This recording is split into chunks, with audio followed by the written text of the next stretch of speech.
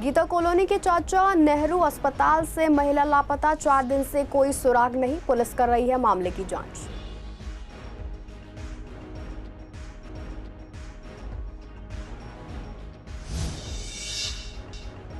मौजपुर इलाके में लड़की के अपहरण का ड्रामा। पुलिस ने कुछ ही घंटों में लड़की को खोज निकाला। बॉयफ्रेंड से नाराज हो गई थी लड़की।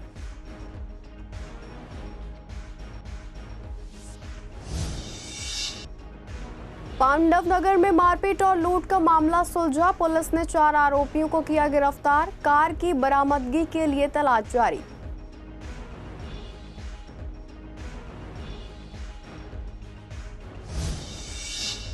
बीजेपी विधायक के दागी प्रतिनिधि ने दिया इस्तीफा। विधायक रवि नेगी के फैसले के बाद हुआ था विवाद।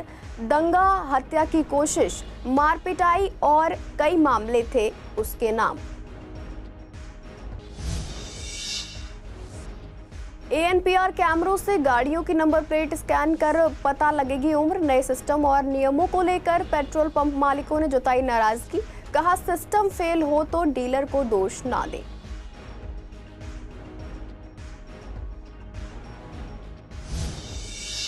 नमस्कार, आप देख रहे हैं सीसीएन डिजिटल। मैं हूं आपके साथ शिवानी तिवारी। स्वागत है आपका हमारे खास कार्यक्रम पूर्वी दिल्ली खास में। बुलेटिन की शुरुआत करते हैं कुछ खास खबरों के साथ। पूर्वी दिल्ली के गीता कॉलोनी स्थित चाचा नेहरू अस्पताल से एक महिला लापता हो गई है। लड़की के पिता ने बताया कि महिला का नाम दौलती कुमारी था। उसने बताया कि उसकी शादी 3 साल पहले हुई थी।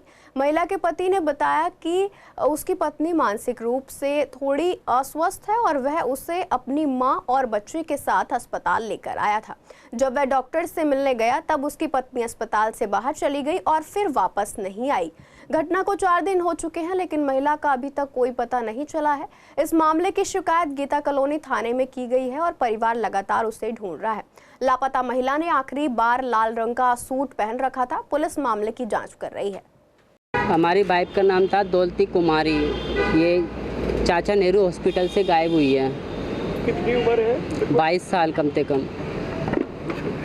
क्या पहना था लास्ट टाइम, किस तरीके से? लाल सूट पहन रखा है घर वाली ने, और थोड़ी माइंड से डिस्टर्ब है थोड़ी सी वो। अच्छा, चाचा नेहरू किस लिए आए थे और किस दिन से गायब हुई है? ये हम 21 तारीख के दिन हमारी मम्मी और ये दौलती मेरी घरवाली और उसके संग एक लड़की और आई थी छोटी वाली, और हमारा एक बच्चा आया था। तो बच्चे उसी टाइम से गायब है। ये बच्चे मम्मी दिखाने गई थी और दौलती पीछे से पता नहीं कहाँ निकल गई। गीता कॉलोनी थाने में एफआईआर कराई है। उसी दिन करा दी हमने नाइट में। उसी दिन गीता कॉलोनी थाने में एफआईआर कराई। वहाँ से 2 पुलिस वाले आए, चेक किए कहाँ गई कहाँ नहीं गए। उसके बाद वो चले गए अपने काम करके। अगले दिन हम दोबारा थाने पर गए। हमने उन पुलिस वालों से बोला कि कैमरा चेक करवाओ, तो कैमरा चेक करवाओ। उन्होंने कहा कोई टेंशन ना लो, हम कैमरा चेक करवा देंगे। तो फिर हम ठीक है, हम कैमरा वापस गए। जब वहाँ से 2 पुलिस वाले और आए, उन्होंने कैमरा चेक किया बेफिक्र रहकर। कैमरा हॉस्पिटल का ही चेक किया। हमने पुलिस वालों से कहा सर ये कैमरा तो चेक कर लिया, तो उसका बाहर का जो कैमरा है, जो रोड वाले कैमरे हैं वो वाले चेक कराओ। फिर क्या आप हम अपने काम को कर लेंगे। ठीक है सर, अपने काम को कर लो। भजनपुरा पुलिस को मौजपुर इलाके में एक लड़की के अपहरण की सूचना मिली। फोन करने वाले युवक ने बताया कि जब वे अपनी महिला मित्र को मौजपुर के विजय पार्क में छोड़ रहा था तो कार सवार 4-5 लोगों ने अचानक उसका अपहरण कर लिया और मौके से फरार हो गए। मामला गंभीर होने के कारण पुलिस ने तुरंत इलाके और आसपास के जिलों की टीमों को अलर्ट किया। आरोपी की तलाश में कई टीमें बनाई गई। कुछ ही घंटों में पुलिस ने लड़की को खोज निकाला। पूछताछ में लड़की ने बताया कि उसका फोन करने वाले लड़के से रास्ते में झगड़ा हो गया था और उसने खुद ही किसी दूसरी गाड़ी से लिफ्ट ली थी। बाद में वह सुरक्षित अपने घर पहुंच गई। पुलिस ने लड़की की मेडिकल जांच जेपीसी अस्पताल में करवाई है। पुलिस का कहना है कि कोई अपहरण नहीं हुआ और लड़की सुरक्षित है। पांडवनगर पुलिस ने इलाके में हुई कारोबारी विनोद शर्मा से मारपीट और कार लूट की घटना का खुलासा कर दिया है। इस मामले में 4 युवकों को गिरफ्तार किया गया है। पुलिस के मुताबिक ये चारों युवक पैसों की तंगी से परेशान थे। उन्होंने कार लूटने की साजिश रची और आचार्य निकेतन इलाके में कारोबारी पर हमला किया। घायल कारोबारी अपनी जान बचाकर भाग गया और आरोपी उसकी कार लेकर फरार हो गए। इस मामले की जांच के लिए पुलिस ने 3 टीमें बनाई थी। जांच के बाद चारों आरोपियों को संजय झील मेट्रो स्टेशन के पास से पकड़ लिया गया। पकड़े गए युवकों के नाम शान आलम, प्रिंस, हिमांशु और तनुज है। ये सभी त्रिलोकपुरी और शशि गार्डन इलाके के रहने वाले हैं और इनकी उम्र 18 से 25 साल के बीच है। आरोपियों ने पुलिस को बताया कि वारदात के बाद वे कार को हरिद्वार ले गए और एक पार्किंग में छिपा दिया। उनका इरादा था कि सही मौका मिलने पर कार को किसी और राज्य में बेच देंगे और पैसा आपस में बांट लेंगे, लेकिन इससे पहले ही पुलिस ने उन्हें गिरफ्तार कर लिया। फिलहाल पुलिस आरोपियों से पूछताछ कर रही है और जल्द ही कार की बरामदगी के लिए टीम हरिद्वार भेजी जाएगी। देखिए, ये 20 तारीख की घटना है। ये तकरीबन 9 बजे का इंसिडेंट है, जिसमें ये विनोद शर्मा नाम के एक व्यक्ति हैं। इनकी पेस्ट्री की एक शॉप है और इनकी उम्र 53 ईयर ओल्ड है। और ये जब आप अपने दुकान की तरफ जा रहे थे तो 3 लड़के थे बाइक पे, उनके साथ इनकी गाड़ी का टचिंग करके एक एक्सीडेंट हुआ था। उसके बाद वो कहाँ से नहीं, और इन तीनों लड़कों ने फिर जो है, ये जो व्यक्ति है विनोद शर्मा, इसके ऊपर हमला किया। और हमले के दौरान इसकी जो गाड़ी थी, ग्रैंड विटारा थी, वो जो है इसको रॉब करके फिर वो वहाँ से फ़रार हो गए थे। इमीडिएटली हमारी थाने की टीम को थाने की टीम जो है मौके पे पहुँचती है। इसमें जो CCTV फुटेज है, जो आपने भी देखा होगा मीडिया में सर्कुलेट हुई है, इसके अलावा हमने इसमें पूरा ट्रैक बनाया और ह्यूमन इंटेलिजेंस और टेक्निकल इंटेलिजेंस के आधार पर इसमें जो पहला व्यक्ति है, जिसका नाम हिमांशु है, 18 साल का है, उसको 21 तारीख को हमने एप्रीहेंड कर लिया था। उसके बाद उससे हमने काफ़ी इन्फॉर्मेशन निकलवाई और साथ ही साथ हमने जो टेक्निकल सर्वेलेंस है, उससे ये पता चला कि ये रॉब करने के बाद ये पहले गाज़ीपुर और गाज़ीपुर होते हुए मेरठ, मुजफ्फरनगर होते हुए ये हरिद्वार की तरफ गए हैं। हरिद्वार जब हम गए, वहाँ पर हमारी टीम ने और जो लोकल वहाँ की हरिद्वार की जो लोकल पुलिस टीम है, उसकी मदद से हमने जो गाड़ी है उसको ट्रेस आउट कर लिया था। और वहाँ पर हमने मल्टीपल ट्रैप्स लगाए थे इनको, बाकी जो बचे हुए 2 साथी हैं इनको एप्रीहेंड करने के लिए। साथ ही साथ हमने जो इनके यहाँ पर आवाज़ है और जहाँ जहाँ इनके जो हमारी बीट इंटेलिजेंस है, जहाँ जहाँ हमें इन्फॉर्मेशन मिलाई, तो तकरीबन हमने 8-10 हमने अलग अलग जगह अपने 6-7 लोगों की टीम के साथ ट्रैप लगा रखे थे। और आज सुबह जो बाकी के जो इसमें 2 लड़के हैं, एक का नाम प्रिंस है, एक का नाम शान आलम है, इन दोनों को भी हमारी टीम है, उन्होंने काफ़ी मेहनत के बाद अरेस्ट कर लिया है। पटपटगंज से बीजेपी विधायक रविंदर सिंह नेगी ने जिस शख्स को अपना प्रतिनिधि बनाया था, उससे इस्तीफा ले लिया गया है। इस नेता पर गंभीर आपराधिक मामले दर्ज हैं। जिस व्यक्ति को प्रतिनिधि बनाया गया था, उसका नाम अजय कुमार उर्फ अज्जू है। वह पांडव नगर थाने का बैड कैरेक्टर यानी BC घोषित है। अज्जू पर दंगा, हत्या की कोशिश, मारपीट, छेड़छाड़ और धमकी देने जैसे 7 केस दर्ज हैं। दिल्ली पुलिस के क्रिमिनल रिकॉर्ड में उसकी पूरी जानकारी मौजूद है। अज्जू के पिता और चाचा भी पहले बैड कैरेक्टर रह चुके हैं। अज्जू खुद को प्रॉपर्टी डीलर बताते हैं, लेकिन उस पर जमीन कब्जाने और लोगों को धमकाने के आरोप भी हैं। अज्जू ने खुद सोशल मीडिया पर विधायक के साथ फोटो डालकर लिखा है कि अब वह विधायक का प्रतिनिधि बन चुका है। जब इस बारे में विधायक रवि नेगी से पूछा गया तो उन्होंने कहा कि मुझे अज्जू के आपराधिक रिकॉर्ड के बारे में कोई जानकारी नहीं है, लेकिन फिर उन्होंने ये भी कहा कि कोर्ट में ऐसा कुछ साबित नहीं हुआ है, जिससे साफ है कि उन्हें अज्जू के मामलों की जानकारी पहले से थी। लोगों ने इस पर आपत्ति जताई और कहा कि अब अगर एक बदमाश विधायक का प्रतिनिधि होगा तो आम जनता मदद के लिए किसके पास जाएगी? वह अपने पद का दुरुपयोग भी कर सकता है। विवाद उठने पर रवि नेगी ने अज्जू से इस्तीफा ले लिया है। नहीं, मुझे उसका ध्यान नहीं है कि उसको किस तरह के उस पर केस है, मेरी नॉलेज में नहीं है। वो हमारा पुराना कार्यकर्ता है, युवा मोर्चा के टाइम का, तो हमने उससे काम के लिए लगाया। हमने उसको कोई ऐसी जिम्मेदारी नहीं दी, क्षेत्र की सेवा के लिए उसको लगाया। बाकी मुझे नहीं पता कि उस पर कितने वो चल रहे केस, वो उसकी मैं जानकारी लूंगा। ये आम आदमी पार्टी की साजिश है, जिससे कि हमारे नेता रवि नेगी की छवि खराब हो, मेरी छवि खराब हो। और इसको मैं मद्देनजर रखते हुए, देखते हुए मैं ये कहना चाहूँगा कि अगर ऐसा कुछ गलत मैसेज मेरे पार्टी में जा रहा है तो मैं पार्टी को आगे रख के अपने पद से इस्तीफा देता हूं। और मैं चाहता हूं इन पर जल्द से जल्द मैं मुकदमा करने जा रहा हूं।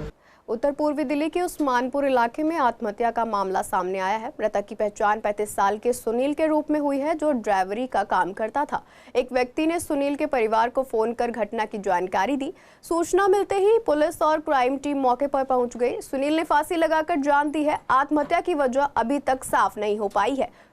ज्योतिनगर इलाके से एक रोंगटे खड़े कर देने वाली वारदात सामने आई है, जहां एक 19 साल की लड़की को छत से फेंककर उसकी हत्या कर दी गई।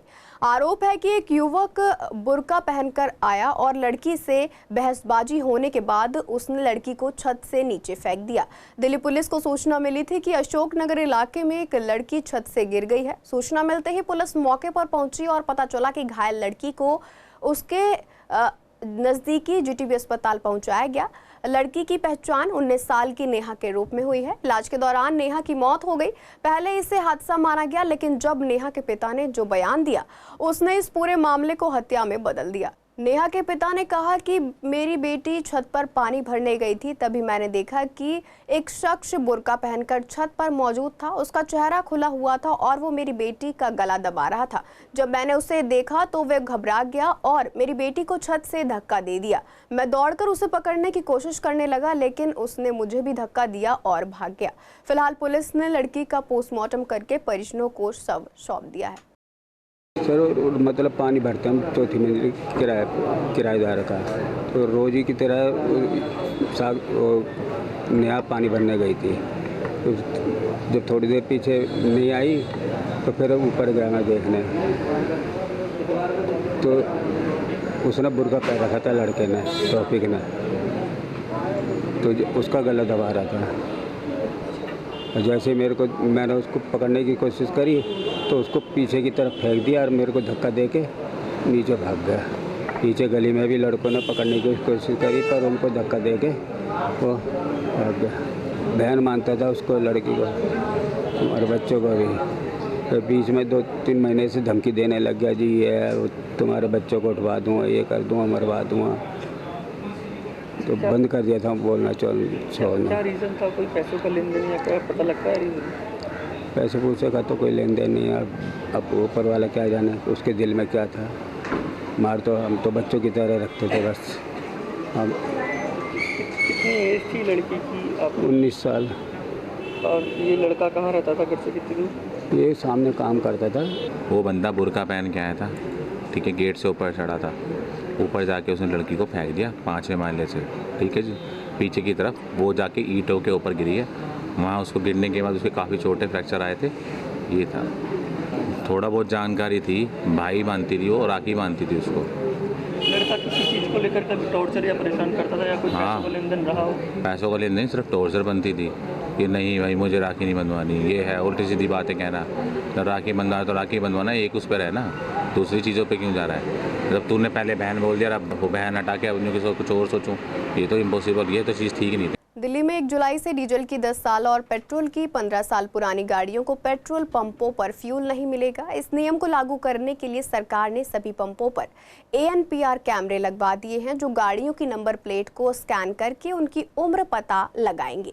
लेकिन इस सिस्टम को लेकर पेट्रोल पंप मालिकों को आपत्ति है। झिलमिल इलाके के पेट्रोल पंप मैनेजर संजय डेडा ने बताया कि अगर कभी कैमरे में कोई तकनीकी खराबी आ जाती है और पुरानी गाड़ी को गलती से फ्यूल मिल जाता है तो इसकी जिम्मेदारी डीलर की नहीं होनी चाहिए। उन्होंने कहा कि अगर सिस्टम ठीक से काम कर रहा हो फिर भी कोई पुरानी गाड़ी नियम तोड़ती है तब उसे गाड़ी मालिक की गलती माना जाएगा, डीलर की नहीं। उनका कहना है कि यूनियन की मांग जायज़ है और सरकार को डीलरों पर कार्रवाई करने से पहले हालात को समझना चाहिए। 1 जुलाई से दिल्ली के अंदर पेट्रोल और डीजल वाहनों को पेट्रोल डीजल वाहन के लिए ईंधन मिलना मुश्किल हो जाएगा। जी हाँ, जिनकी उम्र बीत चुकी है, यानी डेडलाइन क्रॉस कर चुके हैं, उनको ईंधन नहीं मिलेगा। अधिक जानकारी के लिए हमारे साथ है सर, 1 तारीख का सर्कुलर आ चुका है, कैसे काम करेंगे पेट्रोल पंप ओनर्स? देखिए, जो हमारी पेट्रोलियम एसोसिएशन हमें जो ऑर्डर देगी हम उसी को फॉलो करेंगे। उसी के तहत ही हम सर्विस प्रोवाइड करा पाएंगे कस्टमर्स को। अपनी एसोसिएशन के खिलाफ हम नहीं जाएंगे। सर, एसोसिएशन ने बड़ी मांग रखी है पेट्रोलियम के आगे कि अगर बाई चांस उसकी उम्र निकलती है गाड़ी की और कैमरा कैप्च नहीं कर पाता तो कहा जा रहा है कि पेट्रोल पंप पे कार्रवाई होगी, लेकिन एसोसिएशन कह रही है कि वो उस पर ना होके वाहन पे हो। क्या आपका क्या मानना है? अगर इलेक्ट्रिक फॉल्ट आता है तो इसमें डीलर की तो देखिए कोई गलती है ही नहीं ना, उसमें तो वो कस्टमर की अपनी गलतियां हैं या वो जो सिस्टम लगा हुआ है अगर वो काम नहीं कर रहा है तो इसमें डीलर का तो कोई रोल नहीं है ना।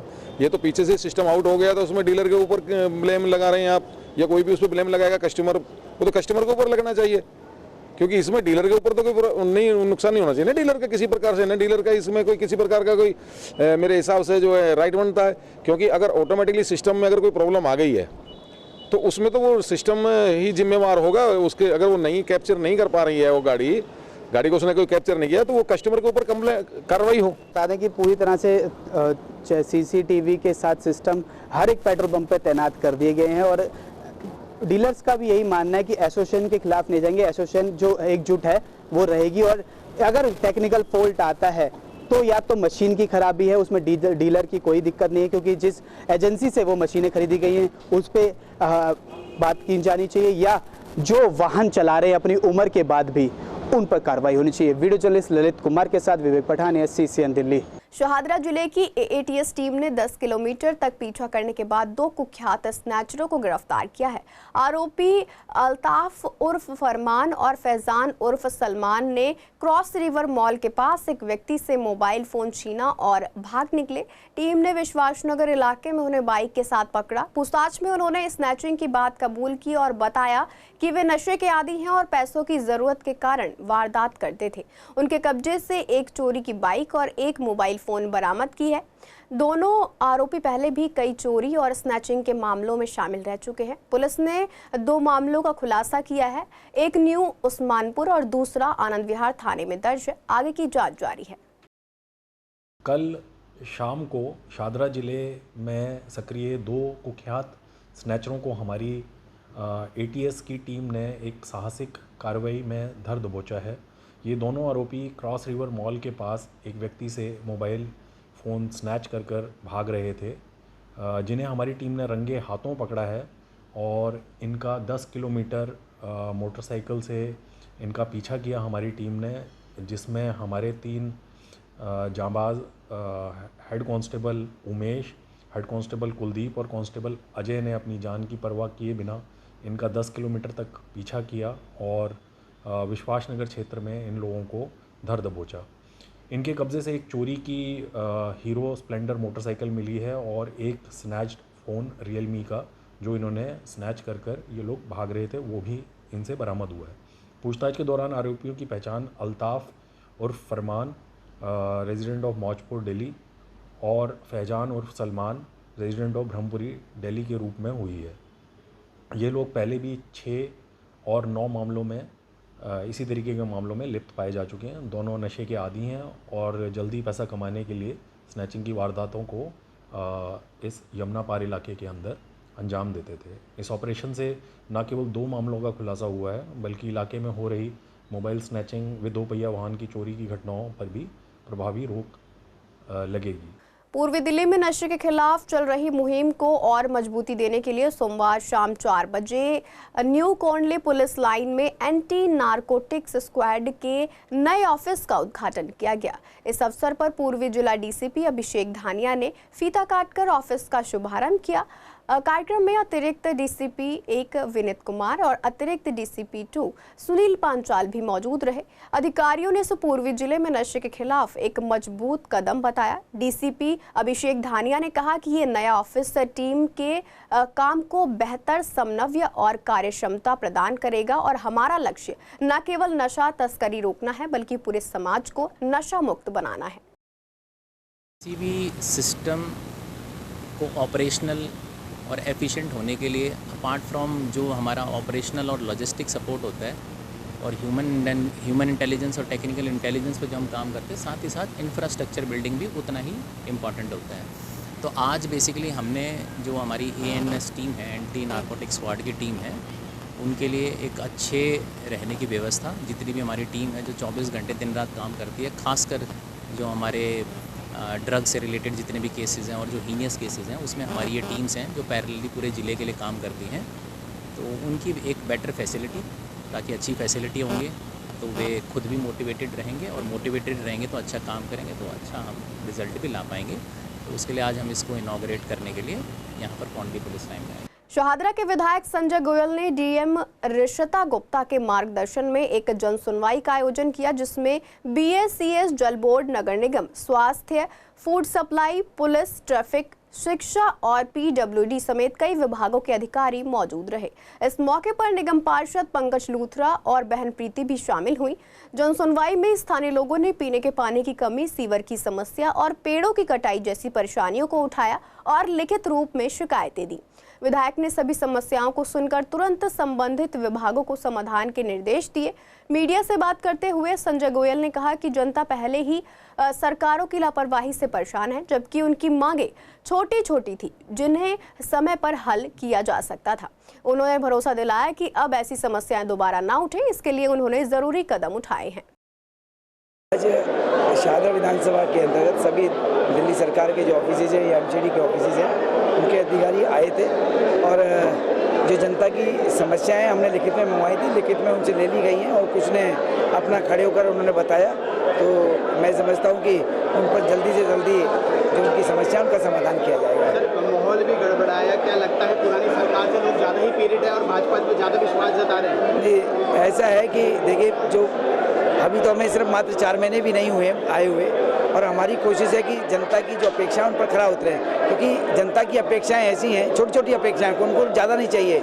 लेकिन पिछली पूर्ववर्ती सरकार ने, जो आम आदमी पार्टी की सरकार थी, भ्रष्टाचार के कारण दिल्ली के अंदर दिल्ली को एक स्लम क्लस्टर बना दिया और मैं समझता हूँ कि आने वाले समय में उस पर हम पूरी तरह से खुद हम सब विधायक मिलकर हमारी दिल्ली की यशस्वी मुख्यमंत्री श्रीमती रेखा गुप्ता जी और सभी माननीय मंत्री जी पूरे माननीय मोदी जी के नेतृत्व में मार्गदर्शन में कार्य कर रहे हैं। मेरे पास मेरे एरिया से रिलेटेड कोई आई नहीं, एक आई थी वो पुलिस से रिलेटेड थी, क्योंकि जो मैंने डेवलप किया पार्क उसमें कोई आदमी अपना अकेडमी चला के आउटसाइडर बच्चे बुला के उस पार्क की डेवलपमेंट ख़राब कर रहा है, तो उन्होंने शिकायत की होगी। SHO साहब ने बोला भी, मैं एश्योरेंस दिया कि मैं करूँगा। पर मैं समझती हूँ आज जन सुनवाई जो भाजपा की तरफ से पूरी दिल्ली में जन सुनवाई के कार्यक्रम किए जा रहे हैं वो एक अच्छा सफल प्रयास है, करना चाहिए। लेकिन शायद लोगों के अंदर इतनी एक्साइटमेंट है, इतने क्वेश्चंस हैं, वो पेशेंस ही नहीं रख पा रहे और उनको, मेरे को लगता है कि जो डिपार्टमेंट से रिलेटेड उनके कंसर्न जो मुद्दे हैं वो रख नहीं पा रहे, आपस में ही वो भिड़ना शुरू हो रहे हैं। तो मैं समझती हूँ जन सुनवाई एक अच्छा प्रोग्राम है। शाहदरा जिला बीजेपी द्वारा विज्ञान लोक में एक गोष्ठी का आयोजन किया गया, जिसमें नई दिल्ली की सांसद बांसुरी स्वराज ने हिस्सा लिया। ये कार्यक्रम भारतीय जनसंघ के पहले अध्यक्ष डॉक्टर श्यामा प्रसाद मुखर्जी की याद में उनके बलिदान दिवस पर किया गया था। कार्यक्रम में बांसुरी स्वराज ने डॉक्टर मुखर्जी को श्रद्धांजलि दी और उनके योगदान को याद करते हुए कहा कि 1953 में डॉक्टर मुखर्जी को जम्मू कश्मीर में बिना परमिट जाने के कारण हिरासत में लिया गया था और रहस्यमयी हालत में उनकी मृत्यु हो गई थी। उन्होंने कहा कि डॉक्टर मुखर्जी ने उस समय जो सपना देखा था, जैसे धारा 370 और 35A को हटाने का, वह सपना आज PM नरेंद्र मोदी ने पूरा कर दिखाया है। बांसुरी स्वराज ने कहा कि जिस भारत की कल्पना डॉक्टर श्यामा प्रसाद मुखर्जी ने की थी, आज उसी दिशा में देश आगे बढ़ रहा है।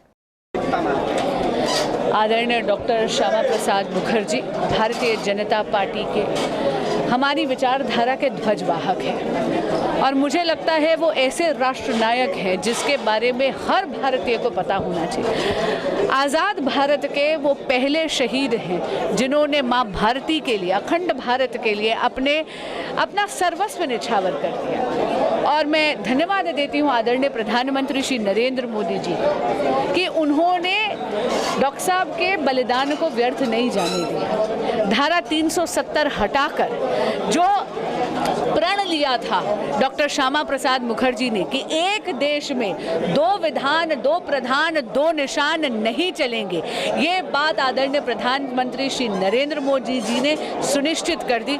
इसके लिए उनका बहुत बहुत आभार और अभिनंदन। भारत के ऐसे हीरोज़ हैं जिनका पहले वाइट वॉश करा गया था, जब पूरे के पूरे करिकुलम को एक गुलामी की मानसिकता ने ग्रसित कर लिया था, वामपंथियों ने ग्रसित कर लिया था। अब NEP 2020 ये सुनिश्चित करती है कि बच्चों का समावेशी विकास हो, वो भारतीयता से परिचित हो, हमारे लोकल हीरोज से परिचित हो। फिलहाल के लिए पूर्वी दिल्ली खास में इतना ही। ऐसी तमाम अपडेट्स के लिए बने रहिए CCN डिजिटल के साथ।